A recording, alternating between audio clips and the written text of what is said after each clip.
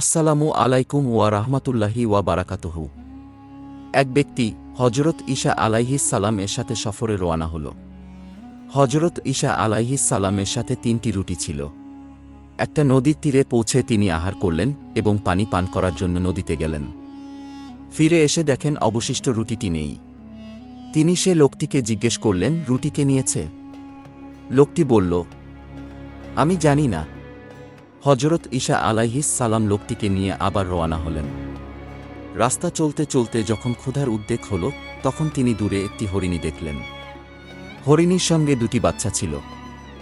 তিনি একটি বাচ্চাকে ডাকলেন। বাচ্চাটি কাছে আসলো। তিনি বাচ্চাটিকে জবাই করলেন এবং গোশত ভুনা করে সে লোকটিকে নিয়ে আহার করলেন।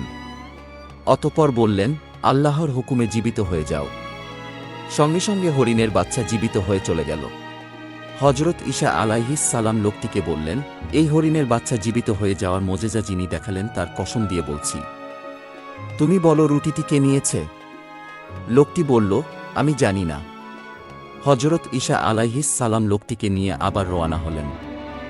পাহাড় থেকে ঝর্ণা হয়ে নেমে আসা একটি নদী সামনে পড়ল। তিনি লোকটির হাত ধরে পানির উপর হেঁটে নদী পার হলেন।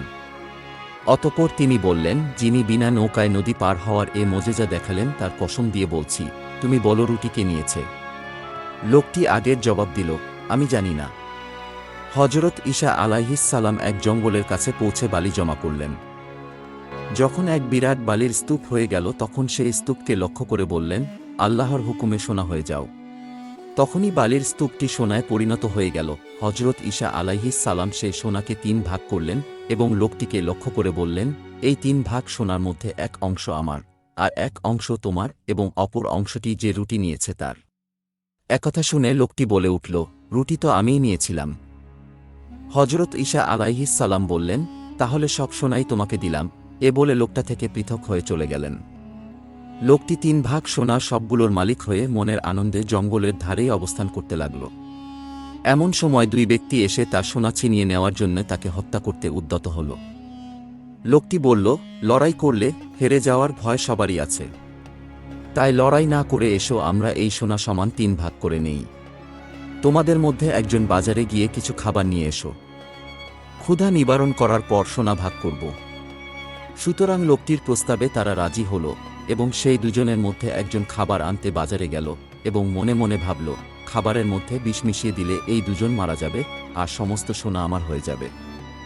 এই ভেবে সে খাবারের মধ্যে বিষ মিশিয়ে দিল। এদিকে এরা দুজনে পরামর্শ করল, এই তৃতীয় ব্যক্তিটিকে যদি মেরে ফেলা হয় তবে সমস্ত সোনা তাদের 2 জনের ভাগে বেশি করে পড়বে।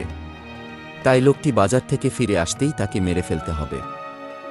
সুতরাং লোকটি যখন খাবার নিয়ে ফিরে আসলো, তখন 2 জন মিলে তাকে হত্যা করল এবং মনের আনন্দে খাবার খেতে লাগল। খাবার খাওয়া শেষ হতে না হতেই বিষের প্রতিক্রিয়ায় 2 জন সেখানেই মৃত্যুবরণ করল।